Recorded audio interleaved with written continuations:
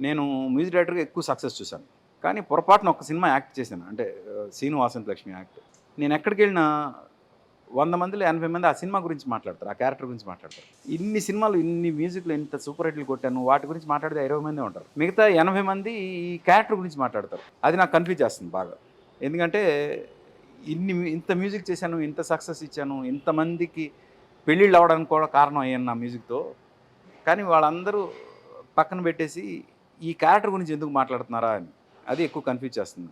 Maybe దానిలో బాగా వీళ్ళు ఇన్వాల్వ్ అయ్యారు. అంత నచ్చిందేమో సార్. అంటే మరీ అంత డామినేట్ చేయకూడదు. 21 సంవత్సరాలు అయిపోయింది ఆ సినిమా వచ్చి. ఇప్పటికి కూడా నిన్న కాక మొన్న ఒక సినిమా ఒక పెళ్ళికెళ్ళాను. ఆ పెళ్ళిలో కూడా 100 మంది కలిస్తే 80 మంది ఆ క్యారెక్టర్ గురించి మాట్లాడుతున్నారు. సో, అది ఇంకా ఏమన్నా దాన్ని 2 కానీ అట్లా ఏమన్నా ఎక్స్‌టెన్షన్ ఉందా సార్? అంటే విన్నాను. 2 అని కాదు కానీ ఆ క్యారెక్టర్‌ని ఇంకొకసారి పోర్ట్రే చేద్దామని ఉంది. హుహు. చూడాలి. అంటే నాకు రైట్ ప్రొడ్యూసర్ దొరికితే మాత్రం ఒక చాలా పెద్ద కమర్షియల్ సినిమా చేద్దామండి ఆ క్యారెక్టర్‌తో. అంటే ఇంతమంది ఫ్యాన్స్ ఉన్నారు కదా! ఆర్‌పీ పట్నాయక్ యాక్ట్ చేస్తే జనం చూస్తారో లేదో తెలీదు గానీ, ఆ క్యారెక్టర్ చేస్తే మాత్రం చూస్తారని నమ్మకం వచ్చింది నాకు.